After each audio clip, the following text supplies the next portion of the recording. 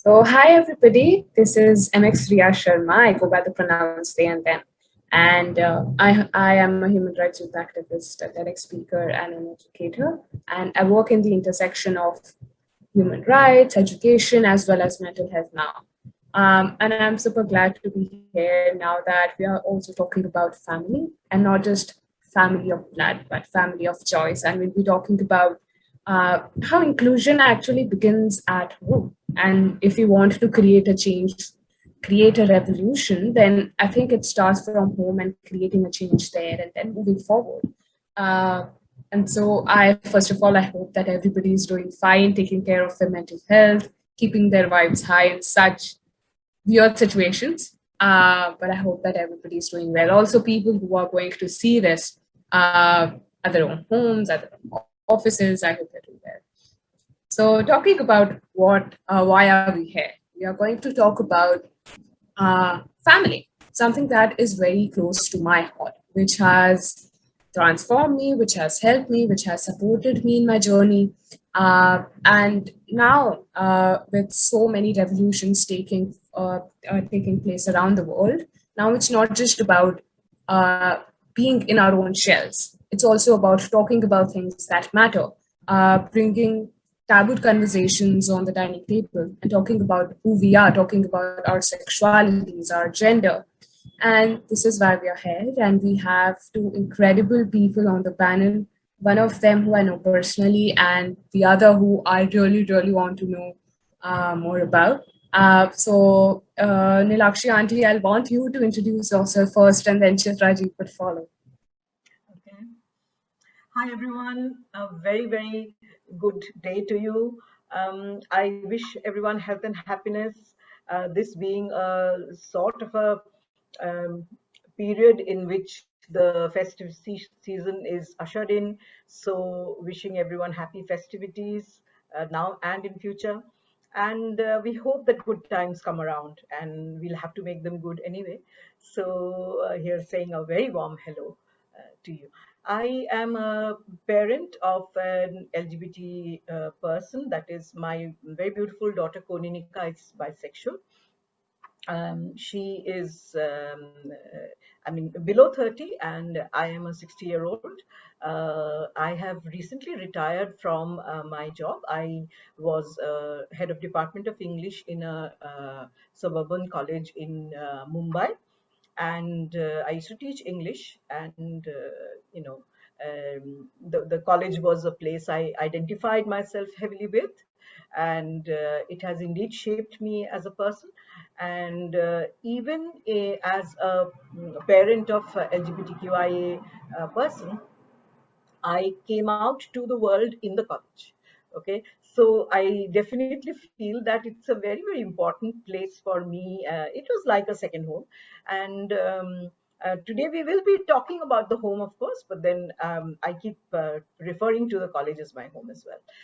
Anyway, so I am also a member of 𝗧𝗶𝗺𝗲 Rainbow Parents, and I have addressed many gatherings like this, and I hope and I wish that we are much more positive in our approach to different aspects of being LGBTQIA, and that discussions like this will help us do that better.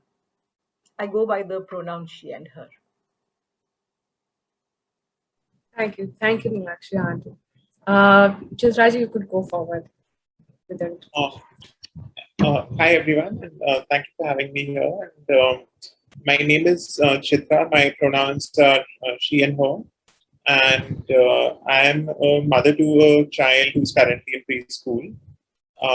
And I myself am a queer woman and a trans woman.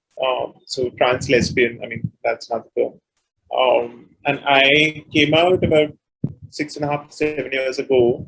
And that was before my child's birth. And my ex, who at the time I was married to, she and I sort of decided to figure things out rather than just parting ways. And we decided to have a child and to raise the child together, irrespective of whether we stay together or not. And we've always had that, of course, she's straight. So for her also, it was a journey of re-evaluating and again coming to terms with her own orientation, and for me as well, with my orientation and gender identity.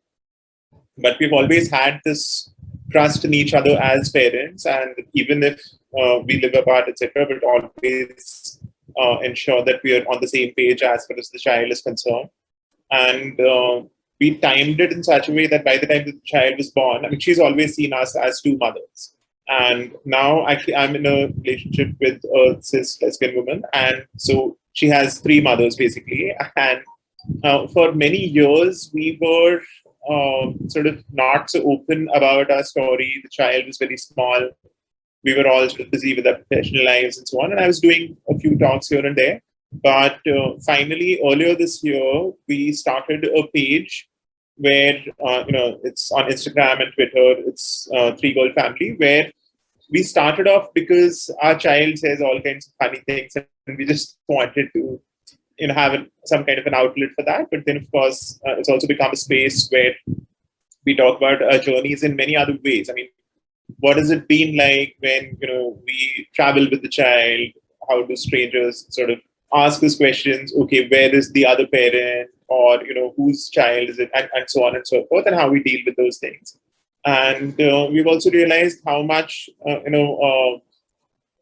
it gives hope to a lot of young queer people that, yes, it's also possible to have a family, even if the laws and social sort of norms, etc., in our country are not where they should be, and we're all trying to sort of push them a little. But it is still possible, at least in some parts of the country, at least in some spaces, to live the way we want. And we've also managed to find a school, for example, where the child can openly say that, okay, this is what my family looks like, and all her classmates and her teachers, everyone's fine with it. So therefore, now we feel much more comfortable talking about it. So yeah, and I'm happy to be here.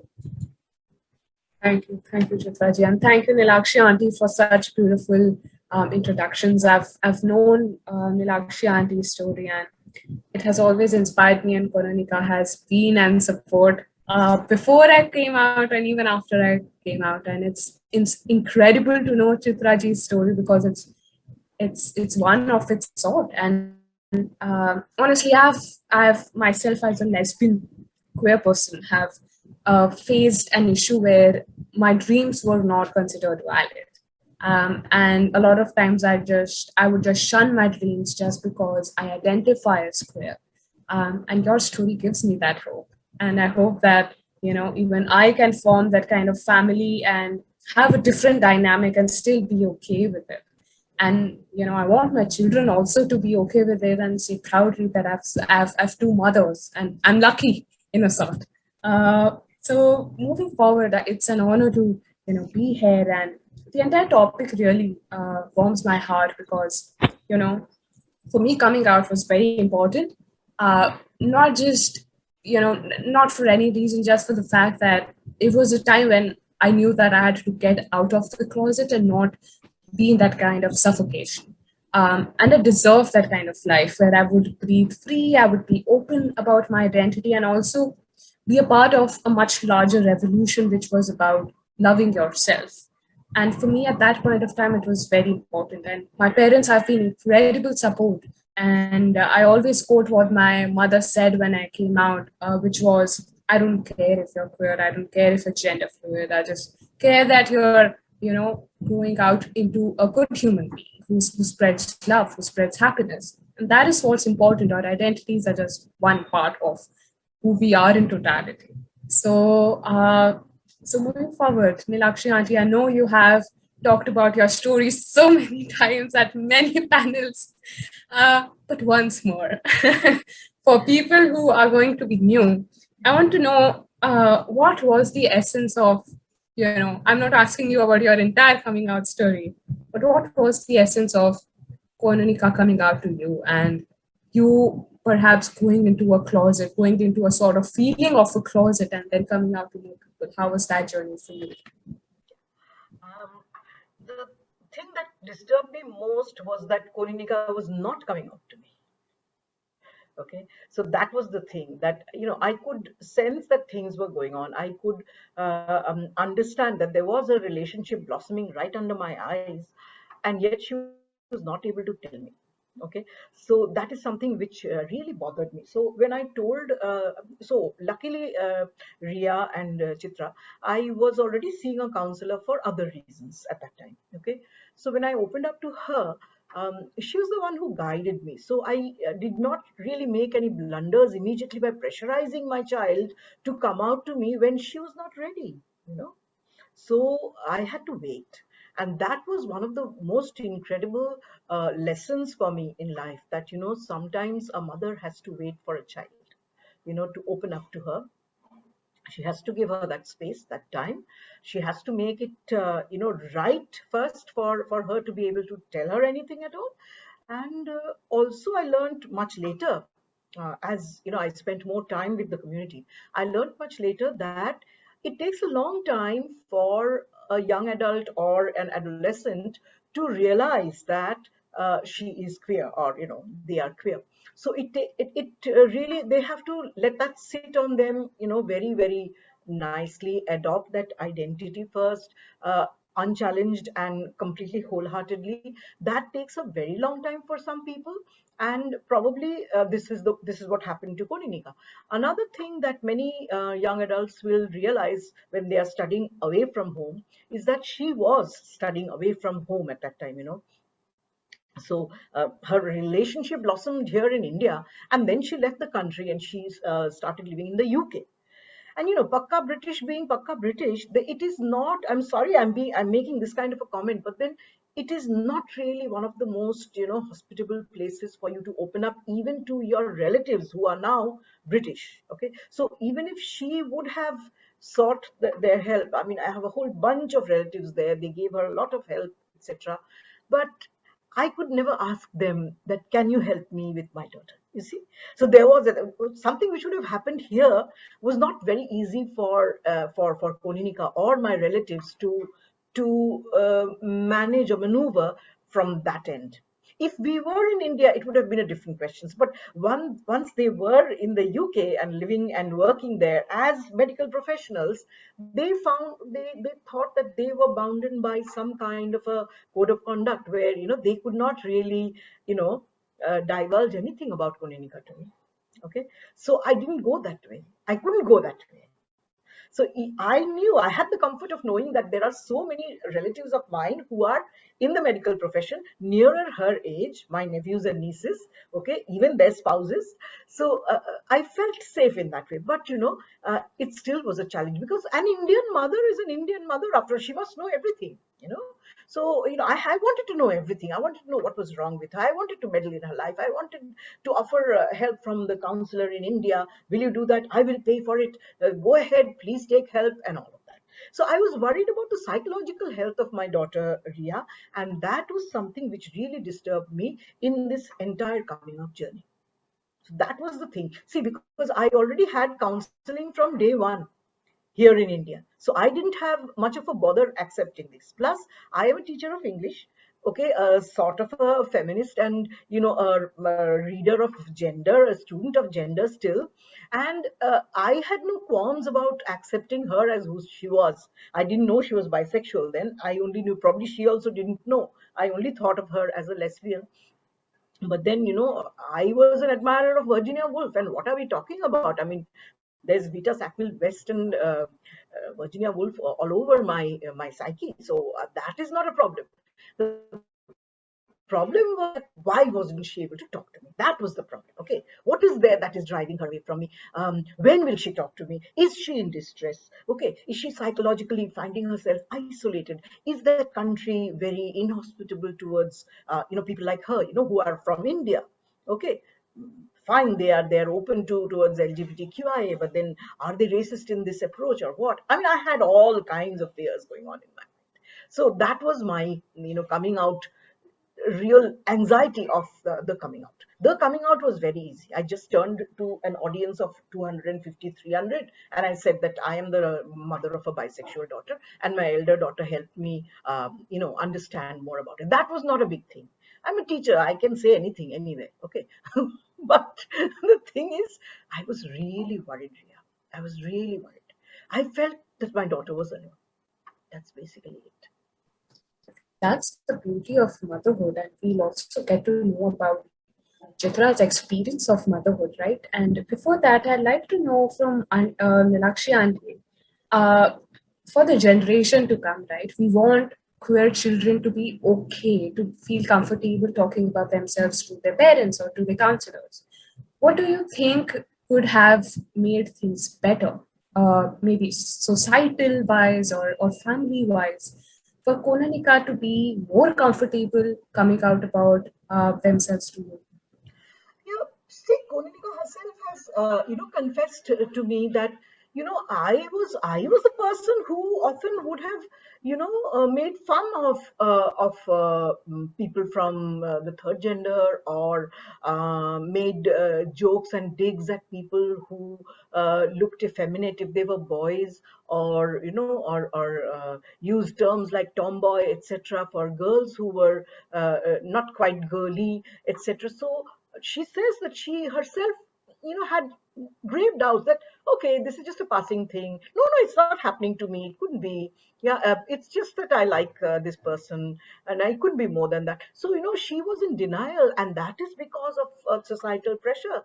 Because of your peer group, your society. I we may be very open at home, and I had reared them in such a way that they had very positive inputs about any one of of other genders. And we've seen gay prides together on TV, and she remembers her earliest memories of my being associated in any way with LGBTQIAs, that when she asked me about pride and what was going on and all that. So we had very positive reinforcements as far as things go.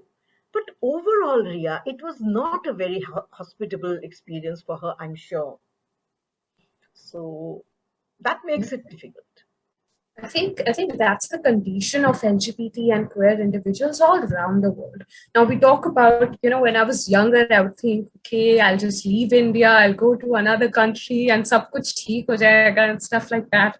But as I grew older, I realized that, unfortunately, being queer puts you in a very disadvantaged position. You automatically, no matter what religion, caste you're born into, you already become marginalized, and that is something that happens all over the world. That's what I have realized, and I think that happened with me too. The only fear that I had in my mind was, would I be disappointing my parents if I come out as queer? I knew that my parents have been very liberal in all other sorts, but about this, we haven't talked about LGBT.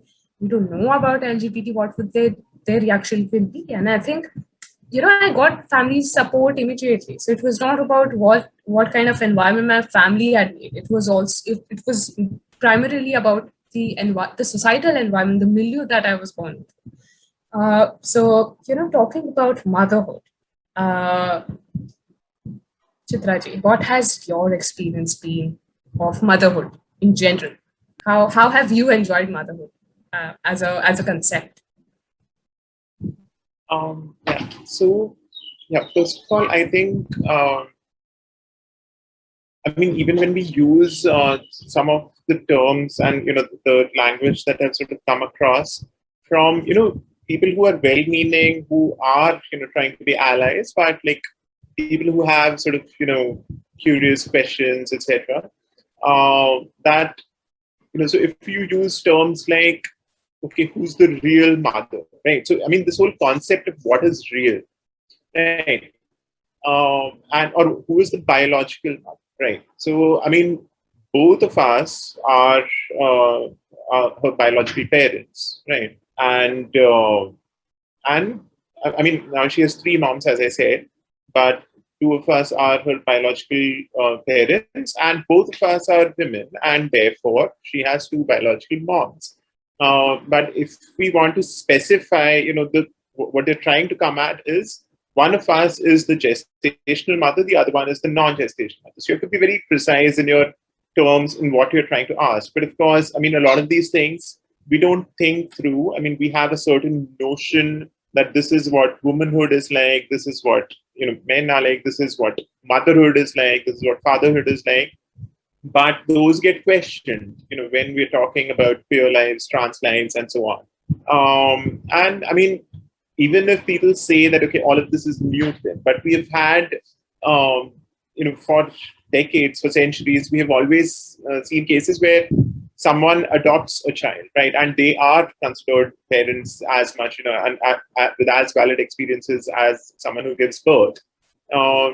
Right. So, and we have stories even in our mythology where we have, like Lord Krishna has a mother who gave birth to him and another one who raised him, and both are, considered worthy of respect and so on. So if we have all these notions, we have all these experiences already in our culture, then why is it so difficult to understand that? Yeah, I mean, that this is not as different from it as you think that, oh, this is just something modern and we're going to take time to adjust to this and so on.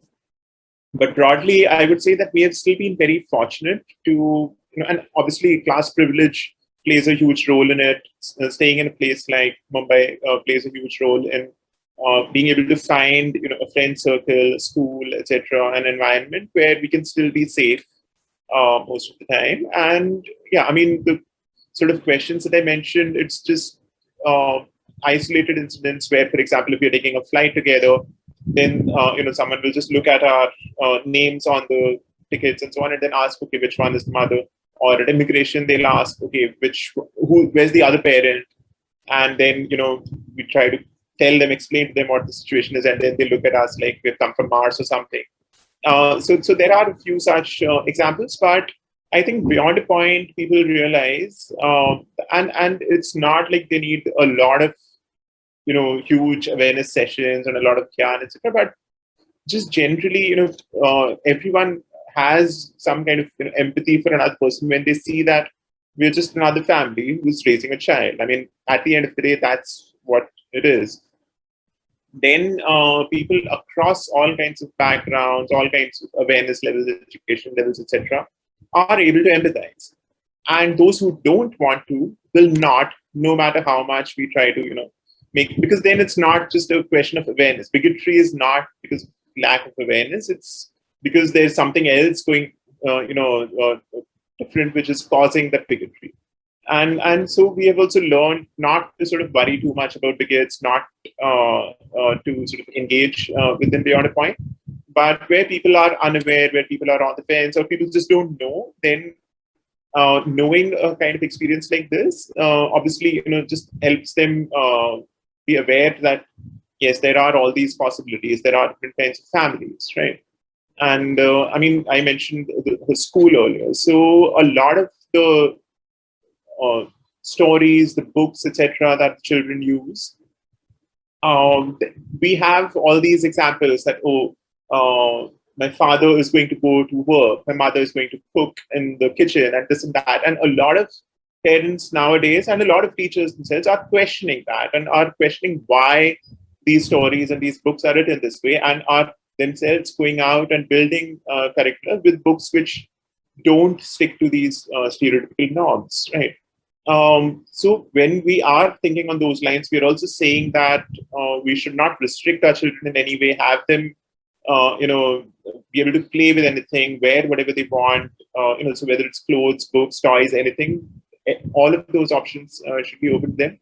That same concept also applies to family structures as well, that a family can have two mothers or more mothers, or two dads, for example, or even single parents, right? I mean, in all of this, there's obviously an important conversation with single parents as well, which has been there since even before queer and trans issues have come into focus. So, I mean, and that is where we have found that once we talk about this, it also becomes easier for others to open up about their non-normative experiences as well. And at the end of the day, I mean, for children, it's actually quite easy that it's we adults who are imposing our biases on them, and then they sort of absorb them. But otherwise, especially at a young age, we see that they are willing to accept anything and all kinds of variations in our lives, and they're fine with it as long as they're happy and healthy. That's all that matters. Thank you so much, Chitra, for sharing such intimate experiences that you have had, and There were a couple of things that I found very interesting in what you said. And it reminded me of, an incident when I was educating children, where I asked them, is it okay to have like a friend who likes guys? Is it okay? And he's like, it's okay unless he's sharing his tiffin with me. I don't have any problem, right? So children are so pure, and I don't remember his name, but a philosopher said that we have a brain which is tabula rasa at birth, which is a clean slate, and eventually with them becoming a part of the larger environment, they just ruin that kind of slate of empathy and love. It's all about empathy and love, and it's not hard to understand that, and I've realized that it's also not hard to understand different dynamics of family. This is a debate that I don't agree with. It's not different. You have to work with children and you realize that they understand it better than elders, and it's sad. I mean, and you also said something about feeling safe, and that is something which really pains my heart, because every family should feel safe as they are, and we should not talk about, we should not be in a situation where we have to talk about being safe as a family. So I think it's really heart wrenching, and I give a salute to you uh, for navigating your way in such a society where you have to find your safe space as a family for your child. You have to, venture out for schools that are inclusive. But that comes, that reminds me of another question that I wanted to ask you. We talk about sex ed, or we talk about gender ed being introduced for children, and even that is a taboo topic. Most of the schools don't want that, and even in our homes, we don't talk about topics like safe sex or sex ed, or identifying differently. Now for you, how has your journey been making your child understand about how you identify as, and how basically helping them understand how their family is? So how has that been for you? So at the outset, I'll say that because the child is being preschool, so she does not know yet a lot of all the terms, under the peer umbrella and so on. And what I say to all kinds of friends, acquaintances to ask this question is that there is always an age-appropriate way to talk about these things. No age is too soon, right? Because our child has literally seen us since birth as two mothers, and when she was not even one, she was just not even beginning to speak, but she was beginning to respond to our words and point. So at the time, she had learned to point at where is Amma and where is Mama. That's what she calls us. And so from that age, she has seen us, and that's all that she needed to know at that point. Now, of course, she's older. She can speak, ask questions in full sentences, and kids, of course, are very curious. And at this age, she knows that, of course, babies come from a parent's tummy. In this case, which mother's tummy did she come out of? She knows that. How did she get into the tummy in the first place? That is something she still doesn't understand. But that's okay. Of course, there'll be an age to understand. Talking about sex ed in schools, I mean, I was actually one of the fortunate ones who had a good teacher. But by the age of 13 or 14, when that teacher and my parents, brought up that conversation, we already knew, because by the age of 11, 12, we had sort of figured out, thankfully, from proper books, etc., and not like from less than ideal sources. But we had already figured it out. This was 25 years ago that, by the age of 11, 12, kids are figuring it out. And now we see it's not just sex education, but in general. I mean, for kids who are going to menstruate, it's not just 11 and 12 or 10, but like there are kids, as early as 7, 8, 9, if they're starting, they need to know, right? They need to know what is happening to their bodies, what they're dealing with. And other kids also need to know that this is what happens. This is what happens among our peers, and we need to be sensitive to all of these things. And all of these things, it's not just that, okay, in class 8th or 9th or something, you'll have one chapter in biology, which some teachers will skip, some teachers will do half-heartedly and so on. It's about integrating it throughout in age-appropriate language.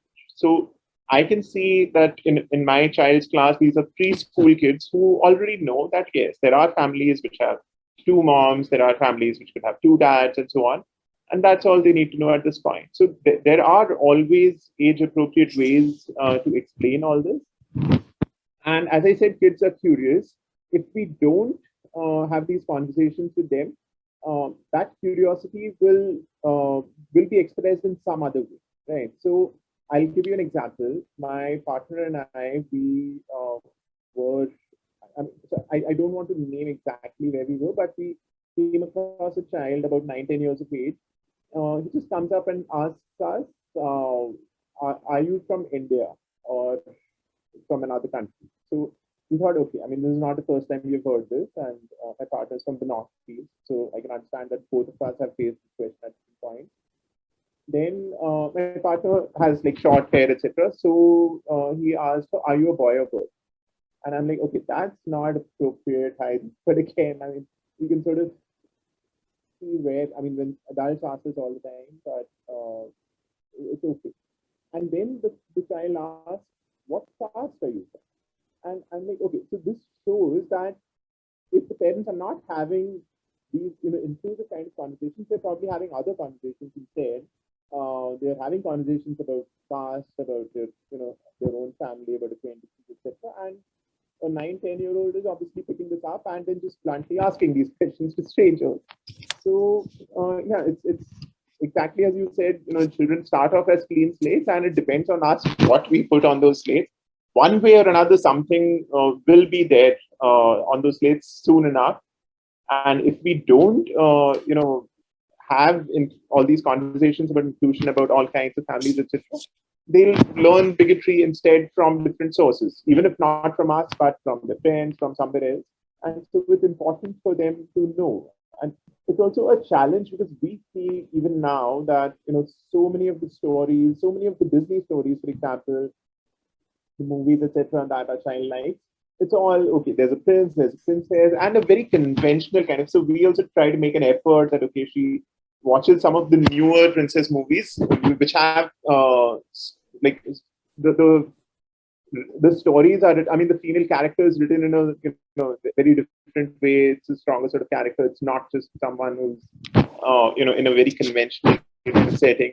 And we are trying all these things from our end. And we also know, exactly as Nilakshi said, that despite all that, and despite us being clear ourselves, we should not put this pressure on ourselves or on our child that we'll know soon enough. We could have as much of a tough time, that with, despite all our efforts, that the child takes time to process, to understand if they have a non-normative identity, to understand it for themselves and then come out to us. Because at the end of the day, no matter what no matter how nice, and how safe the environment at home might be, a parent-child relationship is an authority-based relationship, and the child will always have a kind of, a barrier to cross once, before they come to the point of coming out. So we also remind ourselves of that. Just because our child likes certain things at this point does not mean anything about their future identity and so on. That in itself could be a journey for us, and it's a journey we'll take together.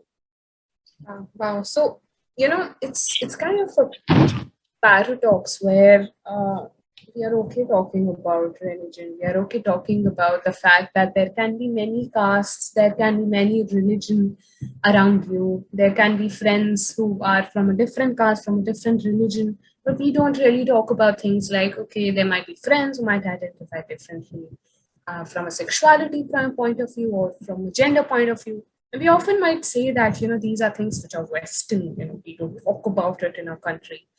But we do talk about religion and caste, right? These are also identities which are important, and people identify it very strongly.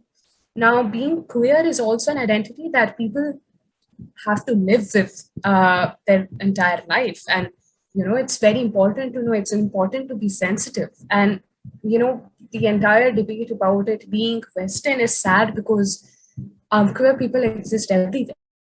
Now, we are on a very privileged platform where we live in Mumbai. We are having this kind of conversation now. There can be people who don't even have this kind of privilege to talk about. Now, our entire conversation was in English, for the fact that, people who are more comfortable with Hindi might not even understand what we are saying. So it's kind of like a very weird dynamic that we share with, the Western, where we actually shun away ideas which we consider Western. And it's sad because we in general are human beings. We share a lot of things. We are just human beings from different areas of the world. So it's sad. And, coming to acceptance and coming out. Now, Nilakshi Auntie, you have helped so many parents. I can say even my parents to understand what being queer is. Now, a lot of times I've seen it myself that children might expect in this generation, now that more queer people are coming out, they might expect that their parents will accept them the very moment they come out. And it's a heavy expectation also on the parents to understand it essay and be all woke about it. I support my children and stuff like that, and becoming an ally can actually be a pressure on the children or the parent too. So also, maybe you could also enlighten us about Sweekar, and also how do you think can a child come out to their parent so that it's also parent sensitive and not the other way around? Now we also talk about the other side. So what do you have to say about it? As time goes by, I see more and more children realizing about their identity a little early. Okay, because they are getting better educated online.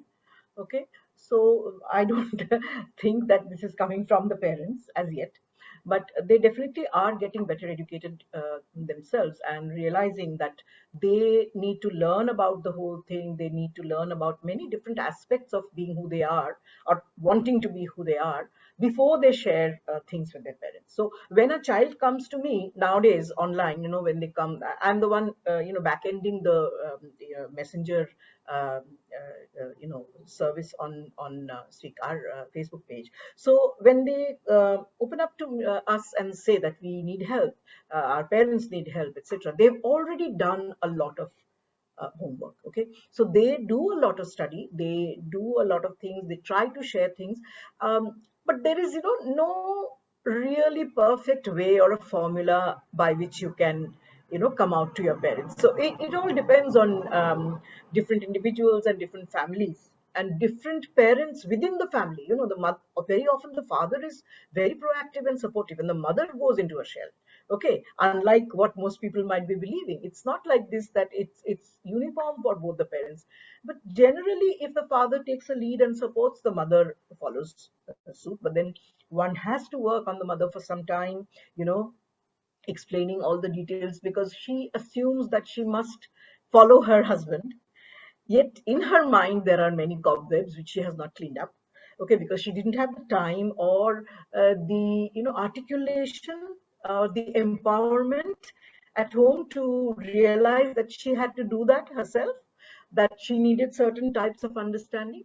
So I would always urge a young person to come out when they are really absolutely sure about themselves, unless their gender dysphoria is breaking them and eating away at themselves. So they ought to come out with certain resources and then help their parents out, because most of the time the parent has nowhere to go.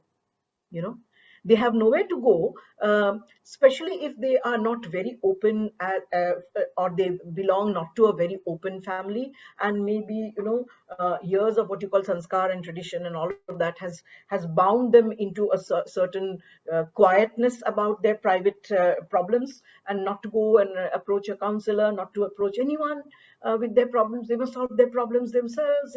It's a very private matter and all of that. So the child ought to then prepare themselves. And I'm very glad to find that many of the children, the young men and women who approach us have already done this, So things are moving in a right direction. I'm not saying everyone does it, but by and large, yes, quite a lot of people, when they seek help, they equip their parents with some kind of a knowledge, with resources, with a lot of things which are now available online. I know of a person who had graphically explained herself, had graphically explained what it is to be a bisexual, or what does it being a lesbian mean in her own way. So I really admired that person. Okay, she found acceptance ultimately with her father, but her mother, she still needed work with her mother. So there are people who are really going that extra mile for the child, for the parent. Okay, so my advice to the young people who are coming out is that try and come out by the time you're financially ready. Okay, that's one thing, because then that acrimony of, I'm supporting you, I have paid money for your fees, and here you're doing this, wasting my time, a hostel mein jaake ye sab bigar gaye, tumhare friends अच्छे नहीं है, that will go, that is not the thing. So by that time you also absorb your identity and are able to be more confident in it. Okay, that is also there, your identity and your psychological problems, or whatever, psychological acceptance of your identity becomes probably a little easier. So if these two things happen congruently, it's good that you are kind of becoming economically independent, and you are also allowing your identity independent assertion of your identity. That may happen to work out well in a family. Absolutely, absolutely, Auntie. And from a queer child point of view, I would completely agree with that. And why I asked you that question was, now as a queer activist, I get that a lot.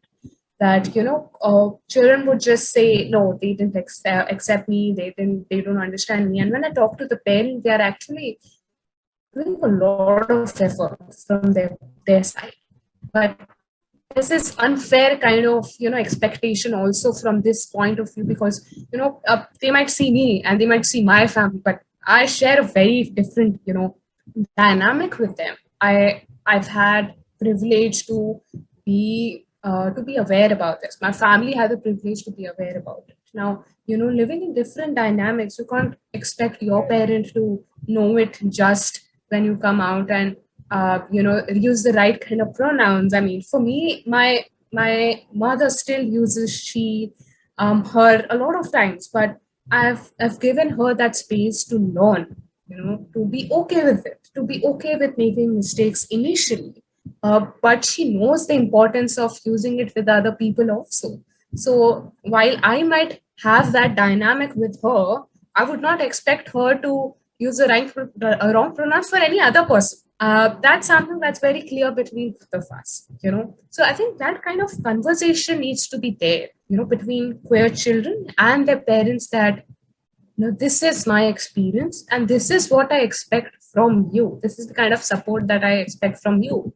And that can be from both the sides. Now, even the parent can tell, see, this is something which I'll take time to understand. Now, when I came out about my gender after 1 year of coming out as lesbian, my parents faced some kind of difficulty grasping it.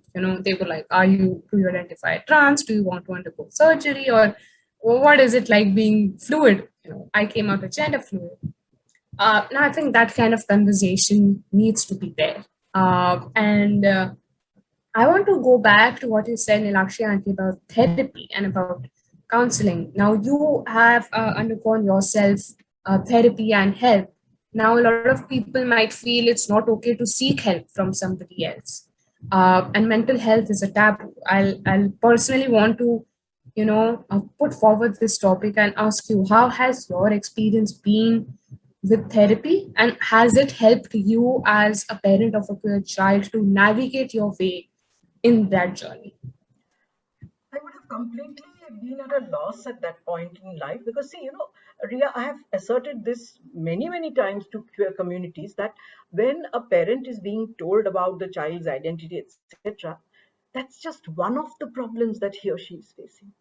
There are millions of other problems. There are interparental dynamics. There are in-laws, there are finances, there is career, there is so much other else also. So it's not the only problem. It may be, insurmountable to the child at that point, but the parent has 100 other problems as well. So, along with the 100 other problems, if you don't take counseling or therapy, then you are going down a really blind alley. It is very important to take help, because I would have had no one to turn to, because I was beset with other problems at that point, for which I was already going to counseling. So if that had not been there, and if I had not gone to a counselor, I would have anyway electively opted to go and seek someone out, because I had not heard about 𝗧𝗶𝗺𝗲 then, or 𝗧𝗶𝗺𝗃 had not been formed at that point.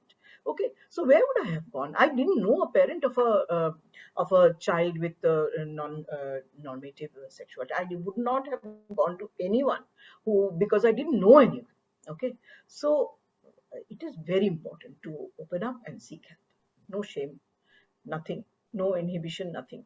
Yeah, even to the children of the community, I must say that, I think there is always a fear whenever you mention counselor to someone who is opening up for the first time, that our counselor matlab ye to therapy karwayenge, So I think my daughter also would have rejected at that point my suggestions for, meeting a counselor online, because she thought that probably this is a strategy or a plan, She might have thought, I don't know, I haven't gone back and asked her, but there is a fear that people will try conversion therapy. Just the minute you say, talk to a counselor, get your mental balance all right. I was doing it for a different reason, but then, that is often seen as a threat.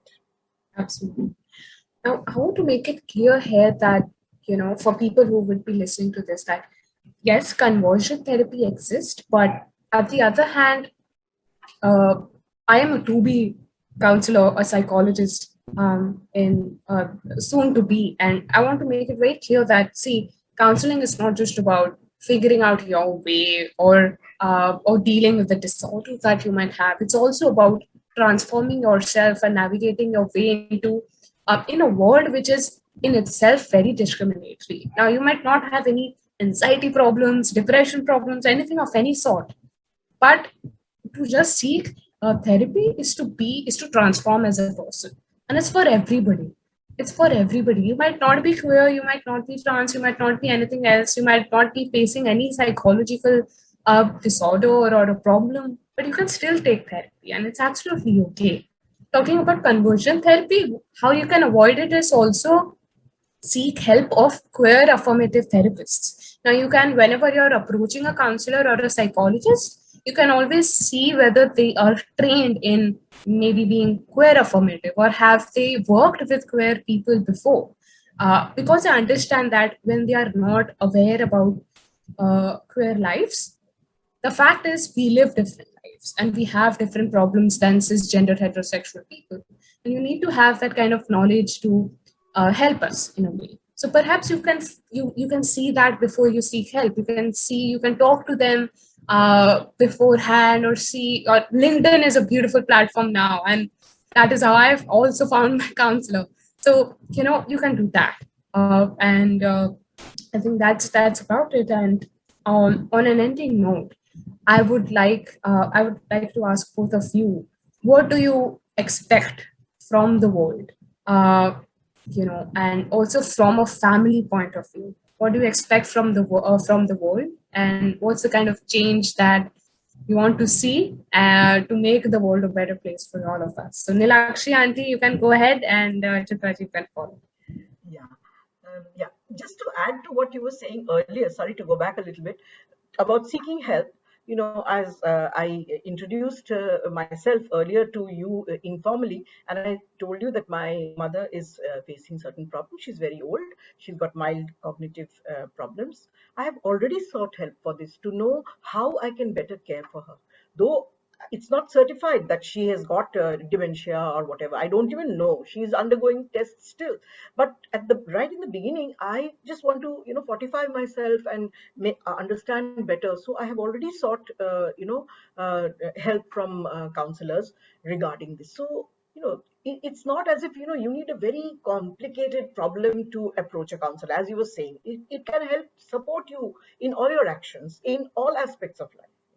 Yeah, so thank you, Ria, for pointing that out, and I'm sure the audience would benefit from that. Yeah, I just want to see a better place by people being more accepting of love. That's it. Love in any form. Why do you have objections towards people just wanting to love each other? That is my issue, about this. I just cannot figure out why people object towards people expressing love. Once I came in contact with this extended community, I had not come into contact with the community until after Konika introduced them to me in Humsafar Trust. But once I saw the community and saw how loving they were, of course they might be having their internal, issues. Everyone has them, but very, very loving community. And so I really feel infinitely sad that people misunderstand and bully and call names and create the misery in the lives of their fellow queer humans. And I find it really, really sad that those people who are trying to love others so differently, trying to push the boundaries of themselves in loving others differently, why should they be challenged? That is my own thing, my only expectation from the world, that this makes you see a very inclusive space, and that essential harmony is needed for making every aspect of our life better. That's it. So from what Nilakshi auntie said, I could just take away that we just have to be decent human beings. It's just that we just have to be decent human beings, be more empathetic and be more accepting. Chitraji, what do you have to say about being creating a world which is safe for you as well as your child? So yeah, again, I would also like to go back a bit because I had noted down a few things which I wanted to add, but I think they'll also serve as a good sort of closing note. So since you mentioned about pronouns and about acceptance by parents sort of taking time, and sometimes we have a lot of expectations of them which are not immediately met. I mean, that has been my experience too, that I came out with my parents and they took 2 years. For 2 years, we did not talk about it as much, but it also did not much because I was already financially independent, had been living away from them for a long time. I mean, I came out in my early 30s. But after 2 years, in my case, at least the case I made to them for using my pronouns was that is what is safe for me.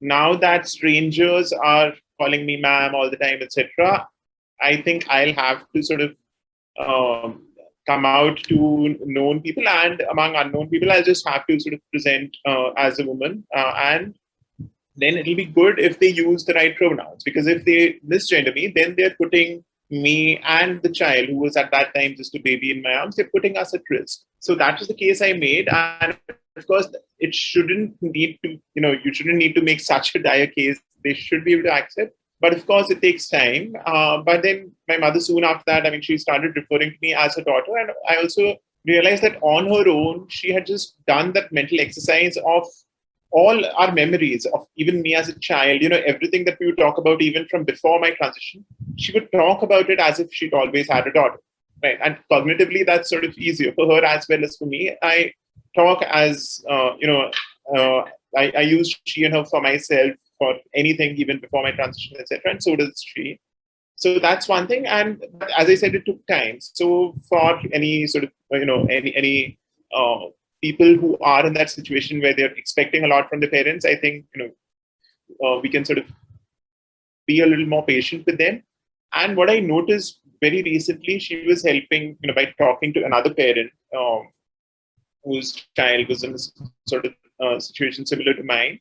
And the parents had been trying to accept it, but they were struggling with using the right name and pronouns. And throughout the call, my mother was using the right name and pronouns for my friend, even if their own parents were misgendering them. And that was because she had always heard that name and pronouns from me. So that is how she knew my friend. Right. So again, and we think that, again, it requires a lot of explanation, awareness, etc. Parents have their own, and all of us have our own ways of processing and of, coming to this point of acceptance. That's one. The other thing, actually, I mean, when we talk about broader society as a whole and what we expect, I would say, we just want to be seen as any other, as Nilakshi said very well, that it's just who you love. Why should it matter so much? Why does it evoke such kind of disdain from others that no, this is right, this is wrong? And that also extends to who you are, what you see yourself as.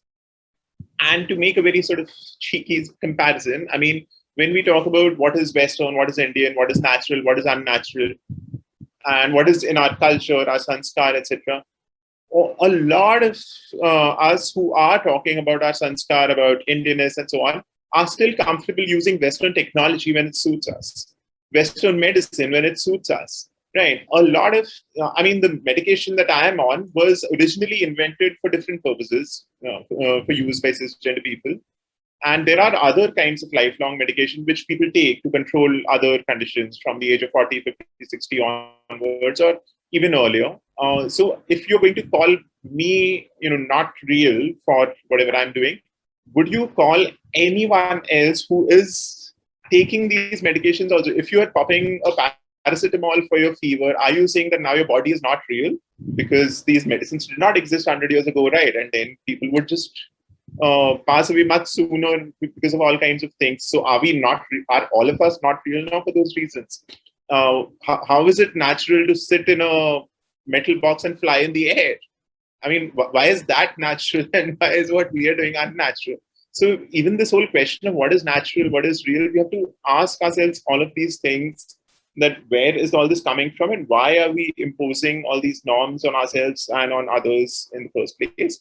And when it comes to children, to all parents who might be watching this, I would like to say that children are not your property. They are not our property. They did not choose to come into this world.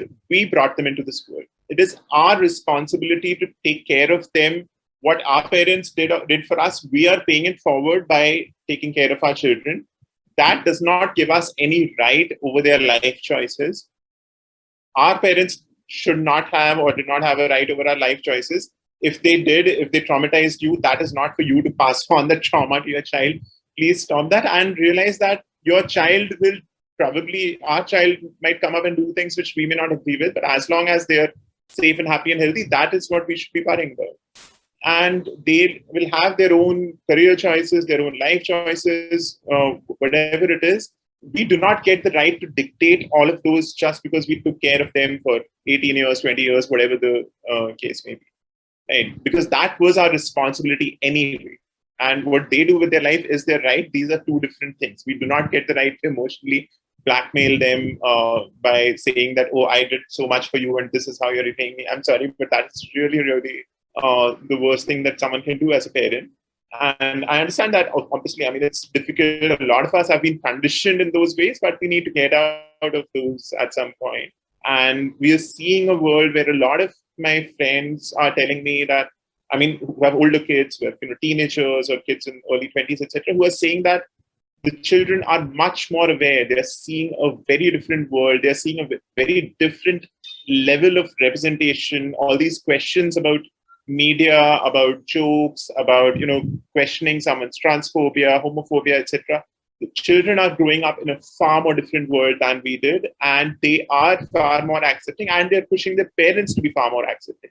I have friends in their 40s and 50s who are saying that our children are the ones who are pushing us to use the right pronouns, even for some random celebrity, stranger, etc. Right? And that is how a lot of people are learning, and the world is, at least for a large enough subset, it is improving, no matter how dire it may seem in many other ways. That is what we hold on to, and we hope that that number grows. That's what. Nilakshi, you are on mute. Yes. Ria, I might like to also add to this that I am also very hopeful of the vastly younger generation we have, at least in India. We old fogies are going to just fade away now very soon, So the vastly younger generation, yourself included, they are now going to overtake all these, random accusations that people make and the kinds of attitudes that they pose. And as Chitra is saying, I definitely agree that it is the very young children who are able to see the light very early on. and educate, just like they are educating their parents about the environment.